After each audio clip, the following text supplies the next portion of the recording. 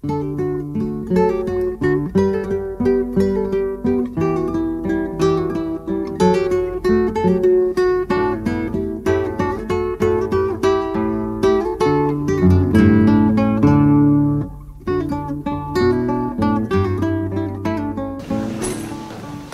of all, thank you for coming.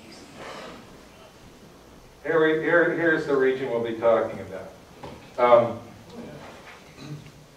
I know this intimately, but for those of you, here's a big feature: the Sierra Nevada and the Central Valley, Coast Ranges of California, Mendocino Fracture Zone. Now, this area down here is dominated by the San Andreas system. It's riven with strike-slip faults, horizontal movement. This area north has a volcanic arc and the Cascadia subduction zone, which is capable, we now know, of producing magnitude 9 earthquakes. And then in the interior, going all the way to the Colorado Plateau and the Idaho batholith, is a vast extensional terrain that's stretched about 100% in the last 15 million years. So all this area that looks like an accordion would compress up. The Sierra would move back to about there 15 million years ago. I'll show you some animations of that. Just briefly, here's the mid-ocean ridge where new seafloor is created. The ocean plates move away from it, and here's a subduction zone, and a trench, and a volcanic arc. This is relevant to the area north of the Mendocino Fracture Zone now, but all of California was in board of a subduction zone as recently as 30 million years ago. Just as an aside, the magma, why you get the arc is the dewatering of the subduction zone rocks, and water acts as a flux. If any of you have done ceramics, you know, a flux is added to lower the melting point of whatever glaze you're using. So the water fluxes the mantle, and there's a partial melt, and it produces the volcanoes. So here's an animation: 70, 60, 50, 40, 30. Now right here, see, here's the Mendocino Fracture Zone hitting the coast, and it generates the San Andreas Fault. Play that again.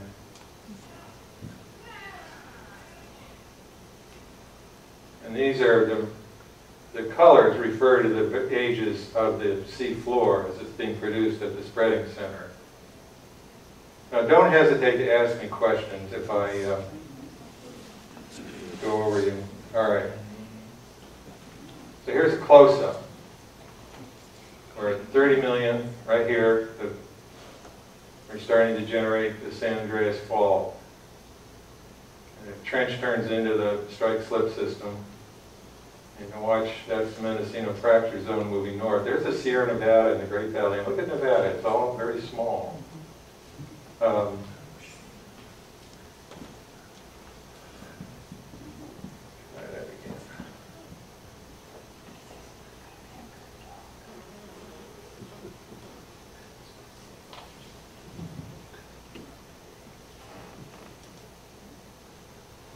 There's Nevada spread 15 million years ago. There's the Colorado Plateau here. Okay. So that's the basic picture. We had a subduction zone all along the coast, volcanic arc inland, and the impingement of the very different ages of the Pacific Plate, very much younger materials to the north and older to the south, extinguished the subduction zone and turned it into the San Andreas system. There we go. So, back up to the topo. Gulf of California, Baja, Central Valley, the Sierras, here's all the coast ranges. Here's the Coast ranges to the north. There's the Olympic Peninsula, Vancouver Island. Volcanic arc is along here. There's Mount Shasta. Lassen is in here somewhere. It's more inconspicuous. And there's all the extending region. In 20 million years or so, we predict that that area will subside enough to be the oceanic depth. There's Yellowstone up there. You can see the trend of the Yellowstone hotspot there. There's the Columbia Plateau. That's a vast outpouring of basaltic lava. Most of it came out within 1 million years, flooded this whole area. There's the North Cascades. Let's see, Colorado Plateau. So the topography, the landscape, is it reflects the seismic pattern, the tectonic pattern. So here you get, because it's stretching, you get all these fault blocks tipped up on edge, and I'll show you some illustrations of them. And then here, this Sierra Nevada is a giant tilted block. And the west half of it is the Great Valley, where it's sunk and has been buried by sediment, and the east half is the mountains. Here's a cartoon showing the grand picture. This is Baja, California. There's the Gulf of California there. There's a spreading center down here. There's a spreading center up here, one if you could play. This will become what we call a ribbon continent, where long slivers get ripped off and moved around. In the Arctic Ocean, there's a ribbon continent, the Nansen Ridge, that crosses the Arctic, and it's a great territorial dispute now. People are trying to ally it with Canada or with Russia, and it has huge impact on the how much of the seafloor they can claim. So we'll start in Southern California. Salton Sea, San Bernardino, San Gabriel, transverse ranges, Tehachapi, Sierras, Central Valley. Now look at this striking linear feature.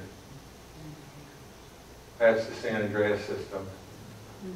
And then here in the peninsular ranges are the San Jacinto Fault and Elsinore Fault. The San Jacinto is currently active.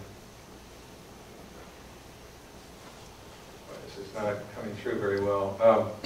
These arrows are vectors that have been, the GPS stations have been occupied for 10, 15 years now, and they show the relative movement of the different fault blocks and plates. And you can see the Sierra Nevada is moving that way, Coast Ranges are moving that way, the Mojave is moving that way fairly slowly, but the San Andreas system is moving right along, and then you go offshore, it's even faster. So here's an animation, my son did this for his PhD, of a magnitude 7.6 earthquake on the southern San Andreas. And if you notice, you get a bow wave effect. And this is the rupture. It's moving along pretty quick. It's actually not in real time. It's a minute into the earthquake. And there it stops. And look at this massive system of earthquake energy is propagating north. And the other thing to look at, look what happens to the LA basin and also the Ventura Basin. These are large prisms of unconsolidated material with a velocity contrast at their base. So the energy stays in the basin and causes it to reverberate long after the earthquake stopped. And it has huge implications for seismic safety in LA. Let's do it again. All right.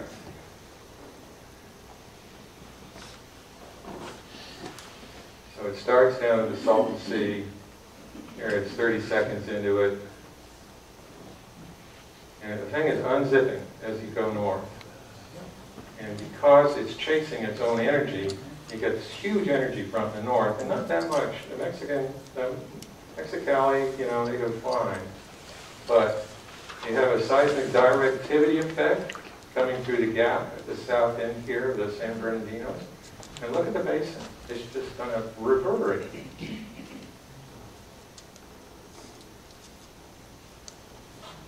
This, by the way, is what happened to Santa Rosa in 1906, so I'll show you an animation of that.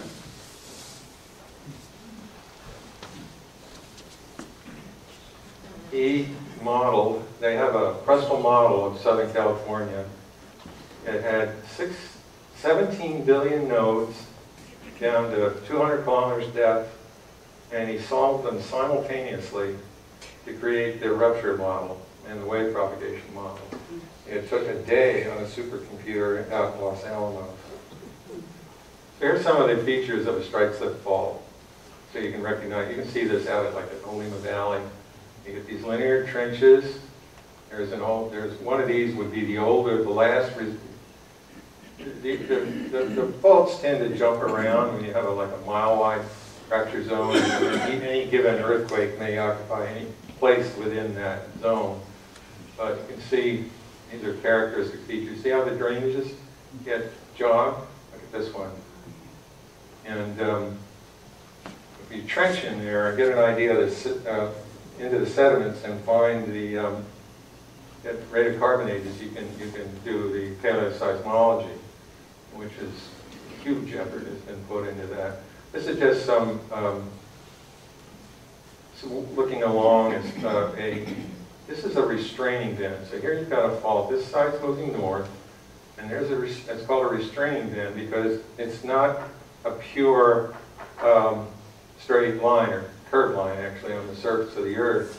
So there's a space problem here, and you get that symbol means it's a thrust fault, so that you uplift the lands, and the Santa Cruz Mountains are an example of a restraining bend, and the Tehachapi Mountains are another one.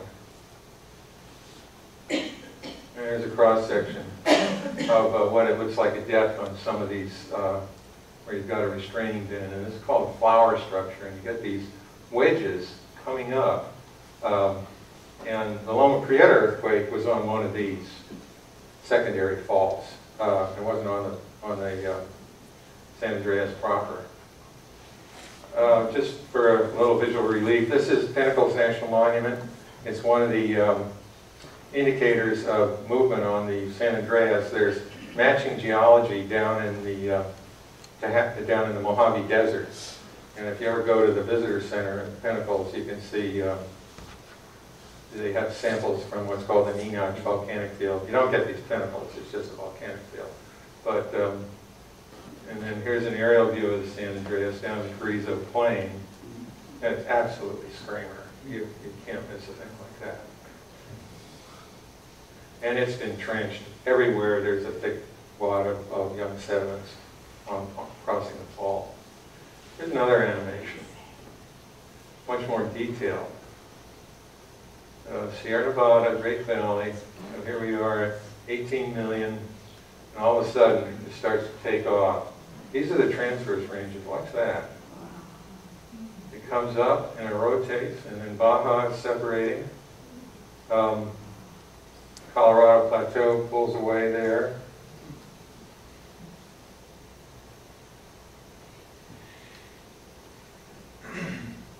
Do it again.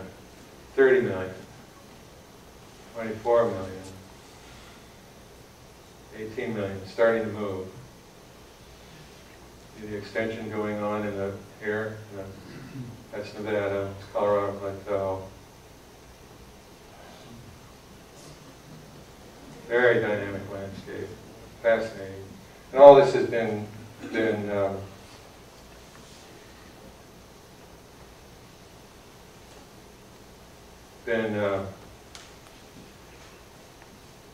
observed directly with GPS. You know, it was global positioning system stations. We assumed this from the geology, but now you can see it happening in real time with GPS stations. So here's the North Bay. Point Reyes, there's the San Andreas, Santa Rosa Plain, there's Santa Rosa proper, that's Mount Taylor, there's Anadromene, there's the Napa Valley, Sonoma Valley, Mayacamas Mountains. Over here, you notice this linear topography. That's a Cretaceous age, 100 million year old continental shelf that's been peeled up, and you see it in cross section there, all the various sandstone and mudstone beds. There's Mount Diablo, San Pablo Bay. So here we are. I'm going to spend some time on the North Bay, the Bay Area. These are the active faults: San Andreas, San Gregorio, Hayward, Rogers Creek, Green Valley, Calaveras. You see, they come and they go. They stop and they start. This wedge here, the major motion on the Calaveras transfers to the Hayward. And right here, under San Pablo Bay, is what's called a releasing bend, where the deformation jumps over to the Rogers Creek, and it creates a hole as it moves. And San Pablo Bay is the expression of that hole. And that shows some of the, there's 1906, 1868 was there. Mama Prieto was down here. Hayward and Berkeley got clobbered in 1868, and there was a study done by geologists at the University of California, and the study was suppressed. We have no record of it. It's suppressed by the development industry, as our best guess. They didn't, see no evil. So South Bay, there's the San Andreas, San Francisco, Mount Tam, and you see right along here, just that mountain front is the Hayward Fault. And then the Calaveras comes up here. The deformation transfers over here, creating a restraining bend, and that's Mission Peak. There's actually no fault at the surface. The fault is at depth, but this restraining bend, as the deformation moves over to the Hayward Fault, up she goes, and you get Mission Peak. And there's down on the peninsula, I forgot which reservoir that is, but the San Andreas is right here, and then 280 is over here, and this is all the San Francisco watershed line. Oh, that's 92. Really good thing they bought all those lands. Okay, 1906. Starts off the Golden Gate. And these colors are the intensity. So the red is the most intense. And you're watching it propagate 15, 16 seconds. Here's Santa Rosa. Very intense movement along the fault. What they had at the time, look at the energy there. Look at Santa Rosa, all by itself, reverberating. Some of the greatest damage in 1906 was in Santa Rosa.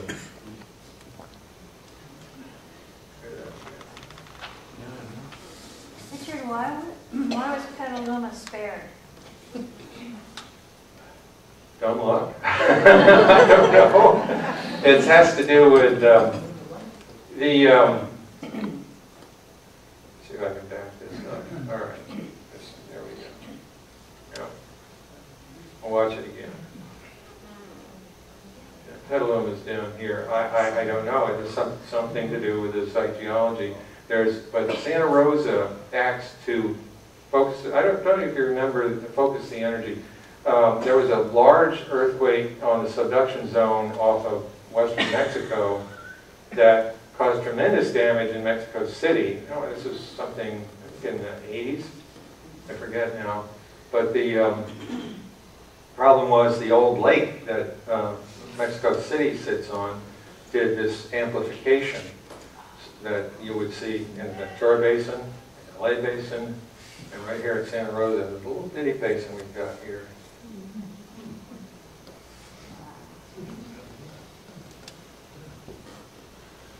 So, now we're looking down. There's the map view, and we're looking at down the fault. Here's Tamales Point, Point Reyes. This is just a Here she comes. Now watch how they model the land moving. See, it's dancing.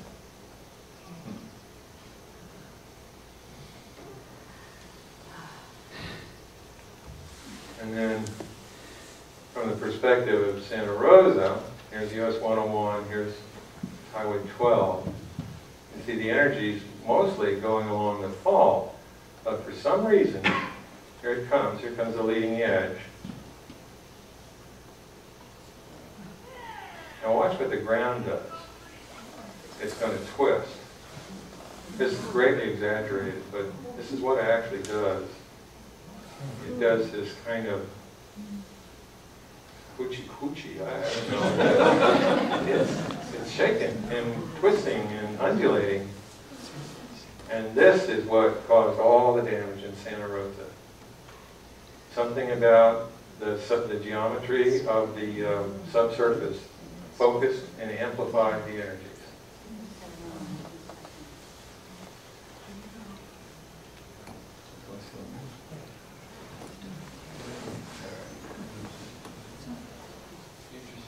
Watch it one more time.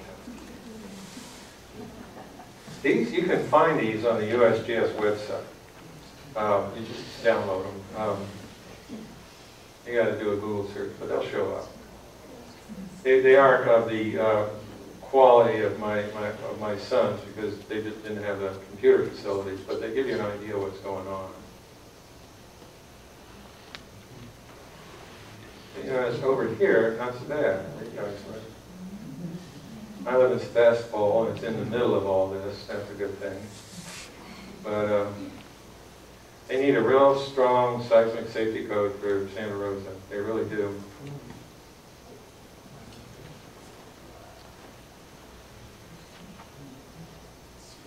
I remember when Loma Prieta hit, I was driving along the frontage road on 980, and the announcer, I was listening to NPR, and it was just before the hour, and I was hearing the local news, and I mean, it was just anyway. And the announcer had real fear in his voice. He said, "We're having a big earthquake," and then I think it was dead. And I thought, well, that's funny. I don't feel anything. And then all of a sudden, the ground was going like this beneath me, beneath my car as I was driving, and I had to go steer correct, keep going in a straight line. And there was a 4-story stucco-based apartment building right near the Unitarian Church there.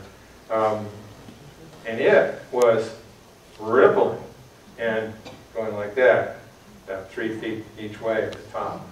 And I was really excited because I've been studying this thing a long time, and I was totally stoked to be in this earthquake.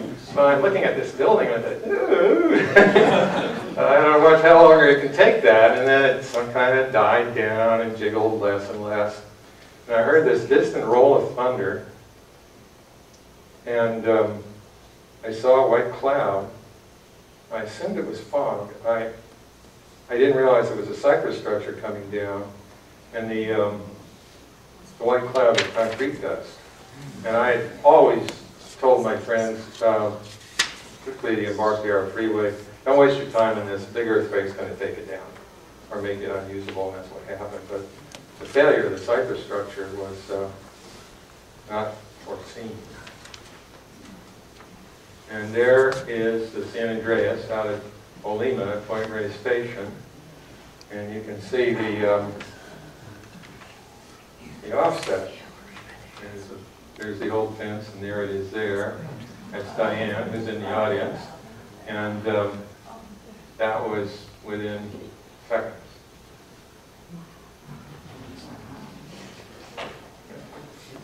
There it is going along the face of the hill, and they nicely marked it. There's a trench there in the ground that is the, this is really worth going to see. And then it goes to the barn, and this barn is famous because in 1906 there was a manure pile over there in the shadow that was against the building. And the rupture, the building held together. So it moved with the Pacific plate, and left the manure pile behind on the North American plate. And it's an absolutely hilarious photo. You see this giant stain on the barn. I don't have an image of it, but where the manure pile was slopped up against it, and the manure pile was over there about 15 feet. And more interesting, one of the more interesting strain indicators. And I think this is Dillon Point in Tamales Bay, but you can see there's a fault, there's a rupture line. This whole Tamales Bay is the fault zone. There's one there, and there's another one back over here. You can't see it so well. And the trick is, well, which one is 19.6? Well, you go out and trench it, and you can figure that out.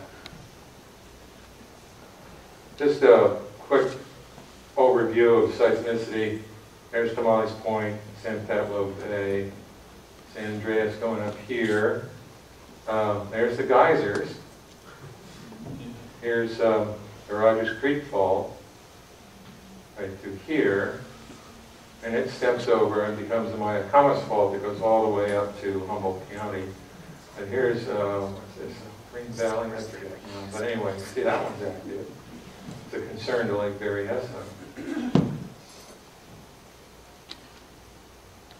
Now, here we have just a quick geologic map of the Santa Rosa area. There's the plain. Fast falls over here. There's Barnett Valley, and here's the area that reverberates. There's Mount Taylor. There's Annandale. Let's see, St. Helena is up there somewhere. I don't see it right off. But anyway, and then there's the different ages of the volcanic rocks. And the interesting thing, these rocks get younger to the north. So you have very late volcanism at Clear Lake and 5 million year old volcanism down by San Pablo Bay and 10 million year old volcanism in the Berkeley Hills. And that whole volcanic melting point has been moving north along with the San Andreas. And exactly how it's doing this and the details remain enigmatic. And there's the Napa Palisades.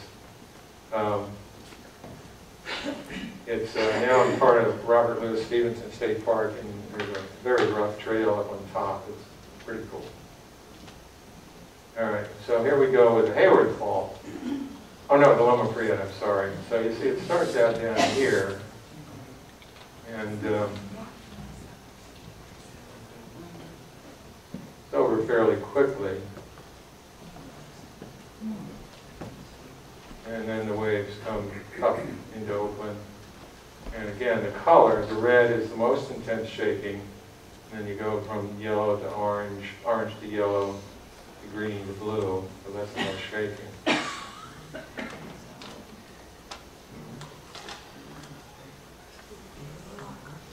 And we'll look at 1868, Hayward Fault. There are newspaper images of the damage.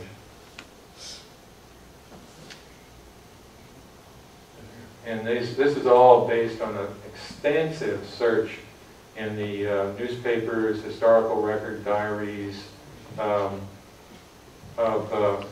what happened. You know, if a chimney fell over, that's a marker. Walls fell down, that's a big deal. You know, even more intense.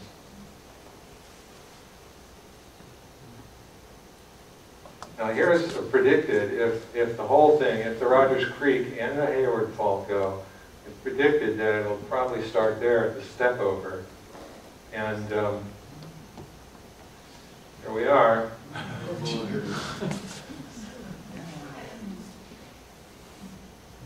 And then we've moved, it would propagate that way on the Rogers Creek Fault and that way on the Hayward.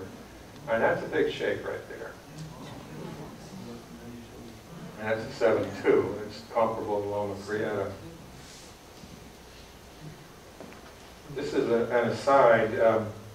In 1906, they had these instruments called seismoscopes, which are basically, as I remember, it's like a pendulum with a pen of some sort on the base that traces the movement of the pendulum. So you get this swirly, squiggly line that takes, goes on and on for minutes. And their quake was so big that most of the seismoscopes in North America and Europe recorded it.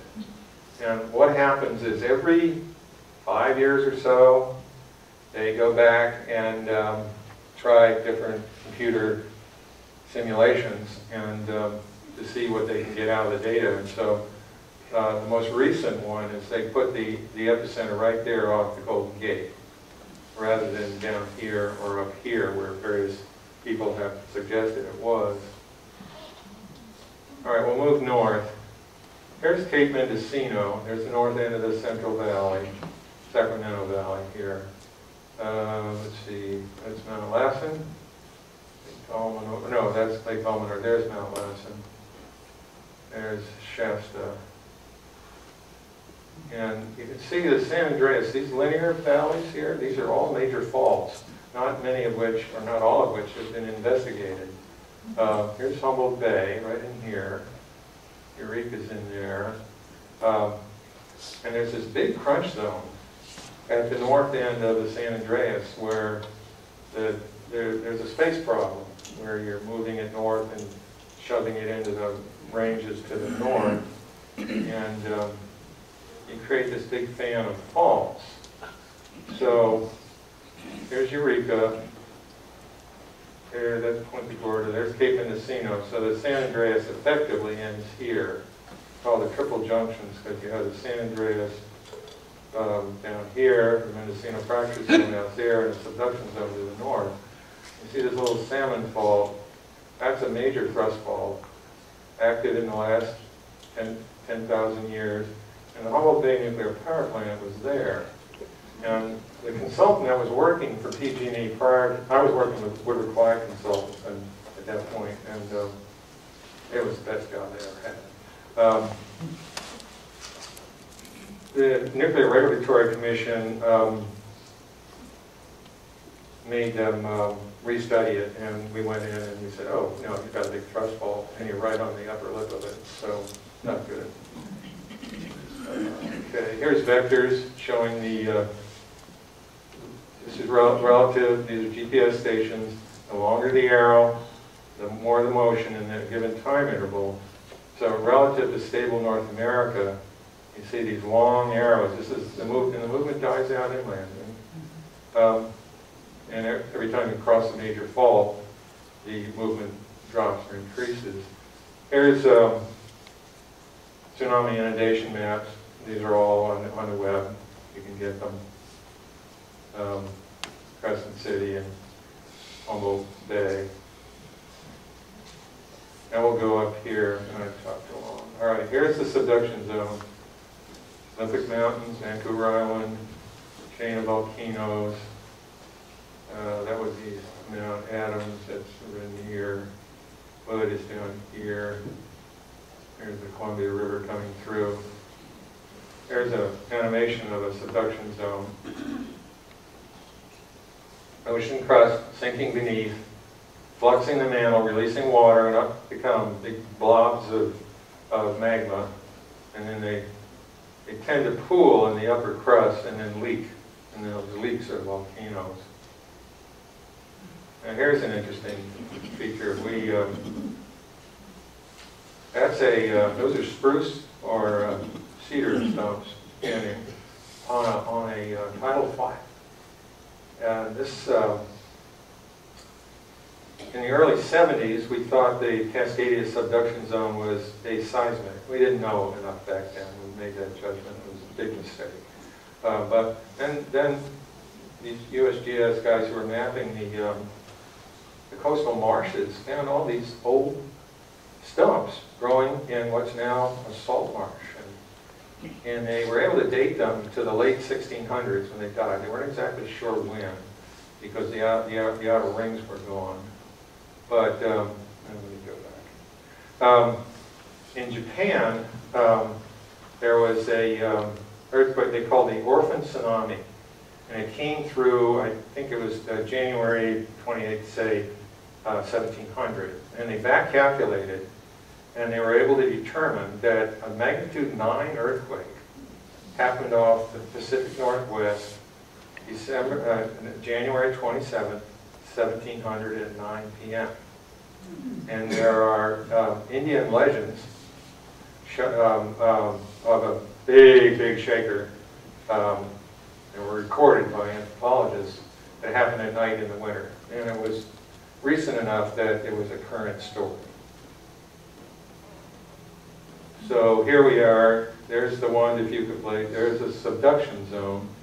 There's Washington, Oregon, California, volcanic line in here. And here you see the vectors of movement. And the length of the arrow is proportional to the amount of movement or the rate of movement. And then the direction of the arrow shows where it's going. And you see there's a kind of a rotation here, but the stable interior is moving much slower.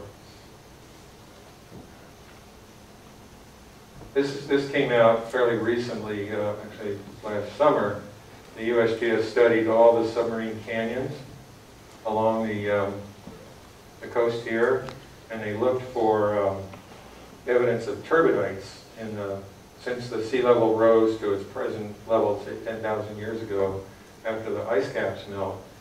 And there are pretty much everywhere in the northern part 13 turbidites that happened after the Mazama ash, the Crater Lake eruption, 7,700 years ago. You do the math, and it's about every 500 years for a magnitude 5, 9 earthquake. So and it's been 212 since the last one. And it could happen now, or it could happen in 500 years. It's not a clock. And these areas are where they took the cores, and it's a huge report. You can download it. It's a giant. It's like a 50 megabyte PDF.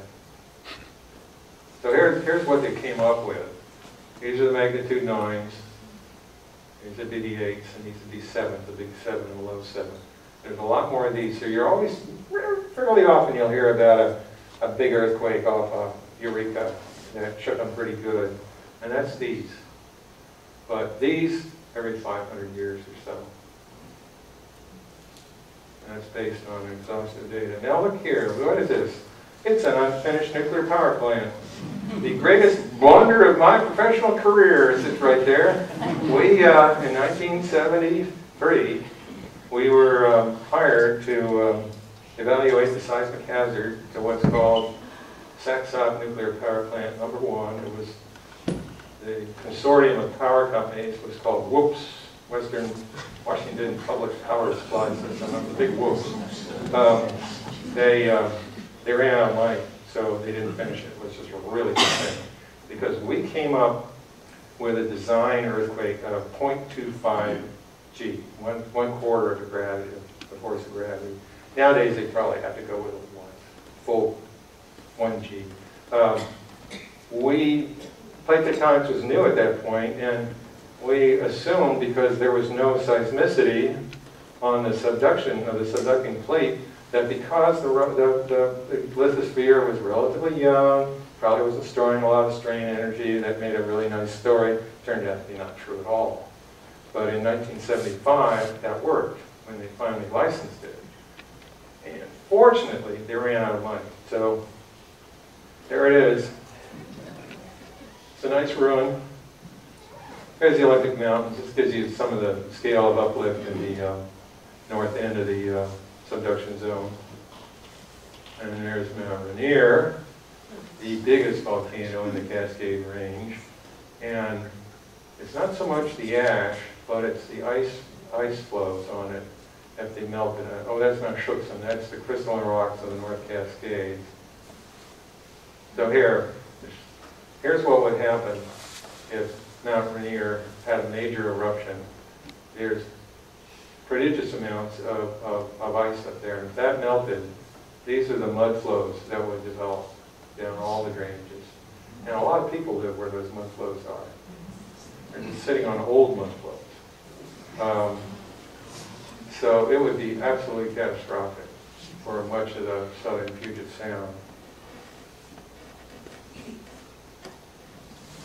Okay, we'll move inland quickly. Here's the Columbia Plateau, massive basalt eruption. Here's the Snake River Plain, which is the volcanism is propagated northeast in the direction of the North American plate is moving this way, but there's a hot spot there, it's drifting over, and right now it's under Yellowstone. So here here's a map. Here's Yellowstone. The last big one was 630,000 years ago. That would end civilization if it happened again. No summer for a couple of years, at least a year. Massive starvation. I mean, people would survive, but I don't know if you keep how the factories are distributed globally now. Whether, there were enough of it would work together. But these are the migration of the various calderas, the massive eruption. And they 16 million, 15, 12, 10, 8, and then 3 of them right in here. And that's what it looks like now. Wonderful thermal features. That's the wake of the fire. This was taken in 2000.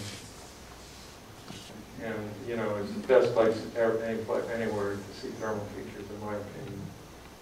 And here's the Hegman Lake Fall. That popped in 1959. Look at the scale of that scar. My son is somewhat over 6 feet, so big scar. And it's related to the Yellowstone hotspots. There's the slide it created, and there was a campground right down there, and lots of people died. Moving inland, all right, so we got the Sierra here, the Great Valley here. It's a tilted block. The highest elevations of the Sierras are over here, and the thickest sediment is down here. In actuality, because of this extension, the stretching apart in the Great Basin, the whole Sierra Nevada block is driving into and under the soft underbelly of the Coast Range, causing one of the reasons the Coast Range is lifting up. And when looked at in detail, you can see that it's advancing. The northeastern edge of the Coast Range is advancing into the Great Valley. Now this is a map I drew in the 70s. I was the first person to identify this as a single tectonic unit. They tended to see the valley and the mountains as a separate thing. But this is still valid. I call it the Sierran block. Now they call it the Sierra Nevada microplate. It's too many syllables.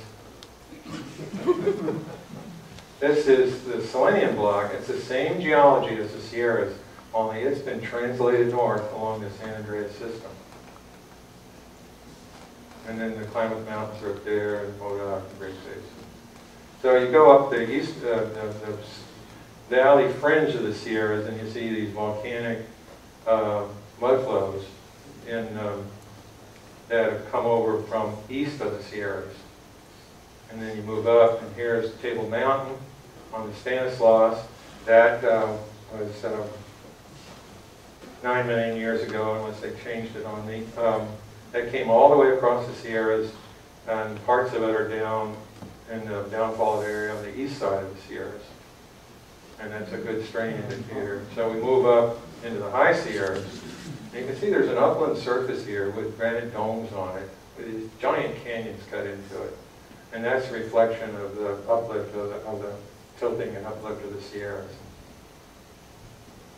And then you get on the east side, and you get the Sierra front, massive fault system, and then dropping down Williams Valley. And then further east, there's Death Valley. So you can see here, there's Panamint Valley, there's Death Valley, and then there's Owens Lake, Mona Lake's up there. What's happening is there's a fault here, and the Garlic Fault here, and this wedge is pulling away in back of the Sierras. So this is a coherent tectonic domain that's being stretched, and you get these giant pull-apart basins, Death Valley, Panamint Valley, Owens Valley. And Mono Lake, here's the Long Valley caldera. There's the earthquakes happening in it. It's very active.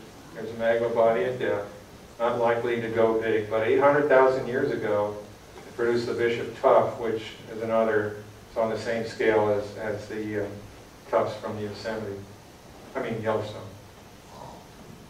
Mono Lake and Tufa Towers. And backing up again. So here's the extended terrain, the Great Basin. The accordion is pulling apart. Here are the vectors, longer vectors to the west, shorter ones to the east. So the deformation, this is all part of the Pacific Plate deformation, and it dies out through the middle of, through the Great Basin. And then you get to the Colorado Plateau and there's hardly any movement. So here we are again. This is an aerial view of the Sierra front. It's actually a digital compilation, but you can see the fault is running right along there. Death Valley, and Telescope Peak. 2 miles of relief there, 2 miles plus. So this is what the faults look like at depth under Great Basin. There was a series of Mesozoic, Cretaceous, and Jurassic Age thrust faults where the region contracted in back of the volcanic arc. And since that time, these faults have been reactivated and reused as normal faults where the displacement goes down. You can see because they're curved, faults bottom out in this ductal zone called the asthenosphere. And you get this very strange geology in the head wall where you get a fan of deposition. So last three, we've got aerial shots flying to Salt Lake across the Great Basin. There you go. There's the fault. Absolutely can't deny it. This is called a faceted spur. You see the divide comes down like that. The divide used to, well, it's buried out here. It's out here somewhere. But because of the displacement, you have a scarp migrating backward, and the divides are they're a key indicator of an active fault. Here's another one. Salt Lake Basin there, and the fault right there. And again, here's another one, and then one up in here. Once you get your eye tuned to them, you can see them. It's pretty easy. Faceted spurs, there, there, there. Okay. Questions? Great, thank you. Your presentation questions?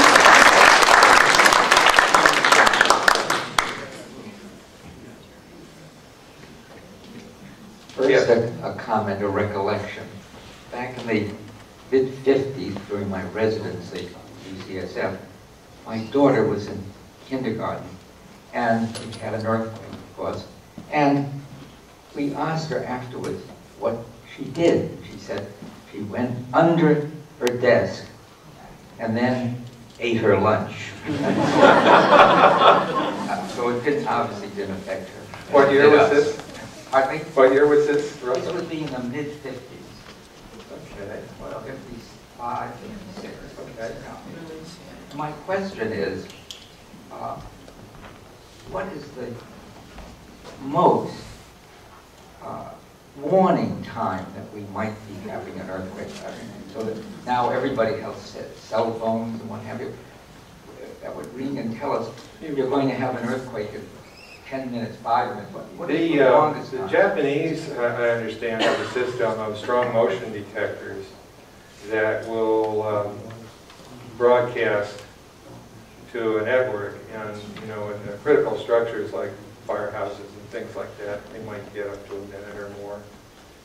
Because it takes a while for the energy. If we had a rupture in Southern California, like my son's animation, you could see it was moving north, and they would say, okay, we got a big one coming, and LA, a minute is a lot of time. You can shut down the electrical systems, you can stop the elevators at the floor, and you can get any fire engines out of the buildings.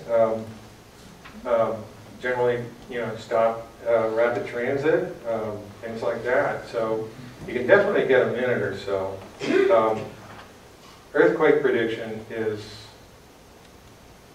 there are a lot of people out there who play with the moon and tides, and they predict away, and eventually they get one. But the profession, and I keep up on this. I'm doing environmental geology now, but there's no consensus on how to predict an earthquake. The one thing they did get, Loma Prieta, that gave off some extremely low frequency electromagnetic radiation within a day or two before the earthquake, and the Navy had this observation station down near Santa Cruz where they're using ELF, extremely low frequency radio, to try to communicate with submarines deep under the ocean, and it take a while, but you can get a message through. And this thing picked up a huge kick in the ELF.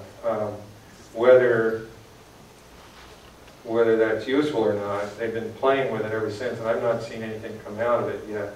Problem would be like in the city, say in Hayward, you've got the BART right there. And there's a lot of electricity, got all the electrical usage in an urban area that would swamp these low frequency radiation. So the only place that might be useful would be in an uninhabited or lightly inhabited area. If you lived in Oakmont, would you buy earthquake insurance? No. I'm 72. So I figure I'll be so lucky to see one happen, They're saying there's a pretty good chance in the next 30 years that the Hayward-Rogers Creek will pop. The term of art is they're ripe. They're the ripest fault in the Bay Area. And it could go anytime. I'm just glad they're getting the Bay Bridge finished.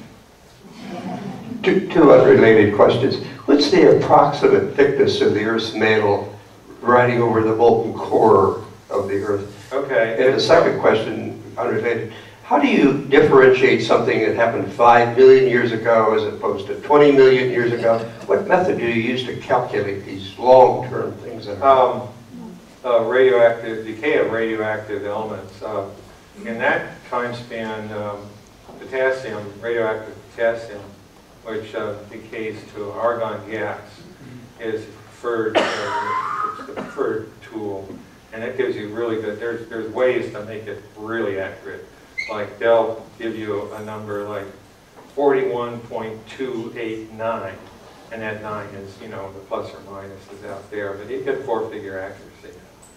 Even back in the early Paleozoic, you see a number like 385.26, and it's phenomenal what they do, phenomenal. The chief uncertainty in these things is the decay constants. They can analyze they can use mass spectrometers and get extremely accurate numbers for the various isotopes, but the decay constants that are used are, they're not as tightly constrained as our actual analysis. But in younger rocks, you can use, of course, carbon-14 back to about 40,000. There's something called the electron spin, don't quote me on this. Basically, when you have quartz that's exposed to sunlight, it creates a lot of loose electrons in the lattice, and it goes into the dark, it's buried, and these gradually dissipate, so that several 100,000 years ago, you don't have any way to date it, but you take a sample in the dark and you put it in your magic machine, and it'll give you a number. And this is great because, you know, quartz sand is ubiquitous, so that you can get an idea, a really ballpark idea of the age of the deposit. And if it's over the fault, if the fault doesn't come through it, that gives you a minimum age for the rupture. And if it does cut through it, you say, okay, it's after that age. And it's a whole game. Some of these trenches on the San Andreas, they go down 20 feet or more. They're actually boulder cuts.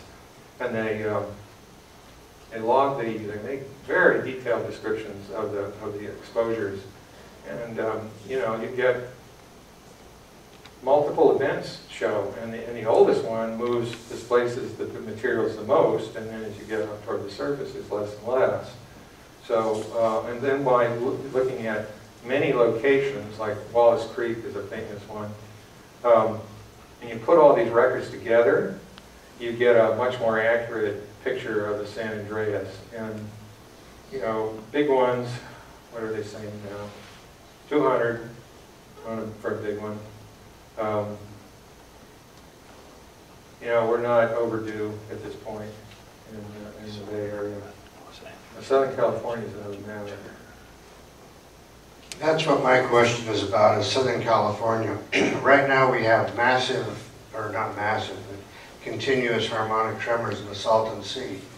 My question is, what's the difference between we don't have harmonic tremors, we have earthquake swarm. What's the difference between an earthquake swarm and harmonic tremors?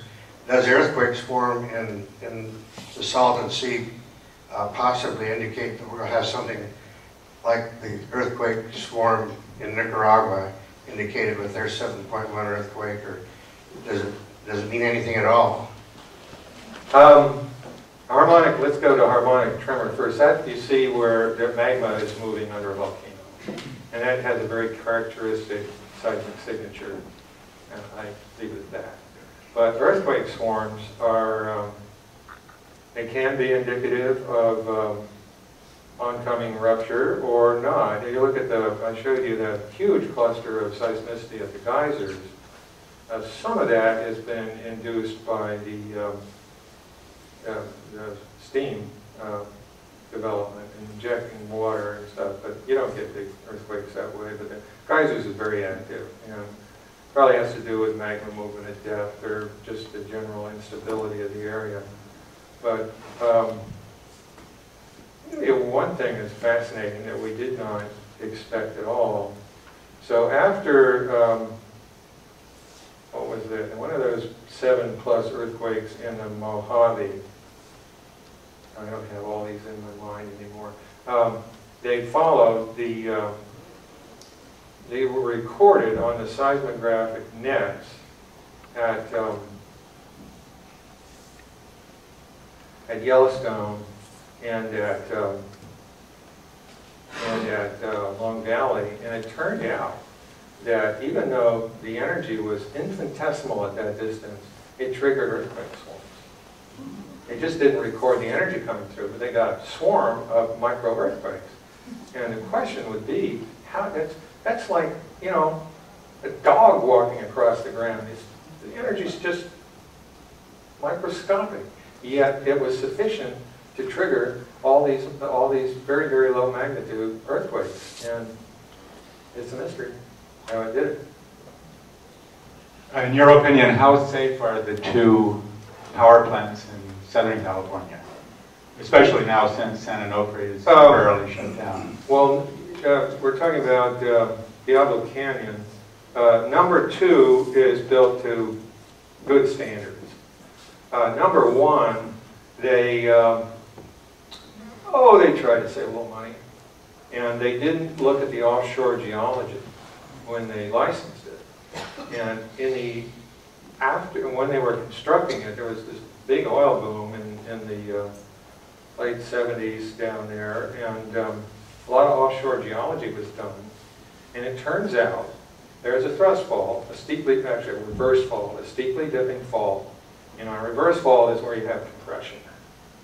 and one block slides up and over the other. A normal fault is where you pull them apart and one slides down and away.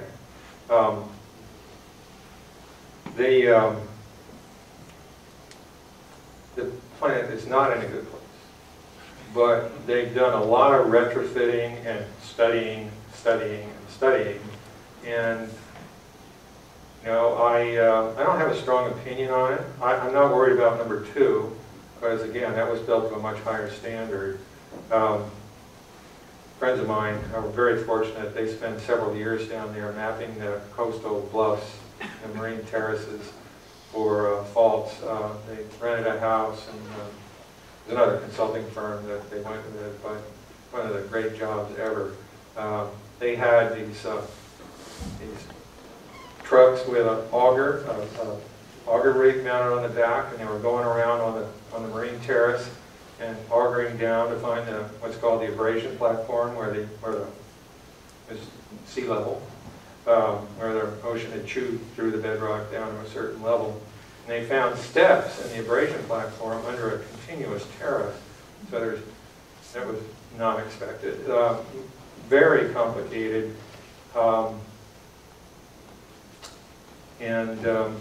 I guess my answer is I'm not happy with it, but tsunamis aren't an issue there. But it's up on a bluff. But the possibility of failure, it's remote but real. How about at San Clemente then, or San Onofre? Well, San Onofre's down on the beach, isn't it? Yeah. Yeah, there could be a tsunami hazard there. I don't know what protective mechanisms they've installed, but there should be some, one would hope. And I can't, you know, maybe someone's saving a few dollars down there, I'm not sure, but the NRC, the Nuclear Regulatory Commission, is all over this. So there's all kinds of pushback, but they gradually make PG&E do the right thing. I've always been intrigued in why the San Andreas goes up to Petrolia and then takes a left turn and goes out into the ocean. Yeah. Is there a break then in the plate? Yeah, there's a, let me go back. Remember that animation I showed you of the Mendocino fracture zone and the radically different ocean crust ages across it, much younger on this side, older on this side. And that's where, Cape Mendocino is where the fracture zone impinges. So there's movement on the fracture zone, and there's movement, well, between the spreading center and the coast, and then there's movement on the subduction zone. So there are 3 moving tectonic features: the San Andreas, the fracture zone, and the subduction zone, and they net 0 when you move around them. When you sum the displacements, they work out. There's no major discrepancy. And you can see, like, the San Andreas system is northwesterly trending, so that gives you a sense of movement this way. And in the subduction zone, the plate on the north side moves this way under the continent. And you see this big fan of faults. That's what's taking up the north end of the San Andreas system.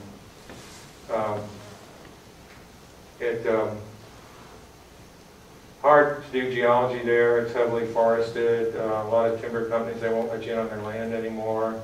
In the 70s, we could get in on their land, and there were fresh logging roads, and a lot of geology got mapped that could not be mapped now. But it's a whole space problem up there. And does that answer your question? All right. So that corner won't break off, basically? No, it's moving north. This whole system is moving north, and eating the south end of the subduction zone. Talking about triggering earthquakes, I wonder if this practice of fracking can trigger an earthquake. At shallow depths, it's a non-starter. They've been fracking for decades now, and it just got into the news because they're doing shallow fracking in heavily or populated areas, and you've got a lot of bozos doing it, you know, who, yeah, we just do it, whatever. You know, the major oil companies do it with carefully because they don't want to damage their reputations, and also it's done very deep. It's done thousands of feet down, so it doesn't impact the surface. That said, I've not heard of anything more than a very small earthquake being produced by fracking. What does produce earthquakes is waste injection at depth. This happened in Denver in the 60s, where I think it was the Rocky Mountain Arsenal. They were injecting really, really bad stuff right down into the crystalline basement, several miles down.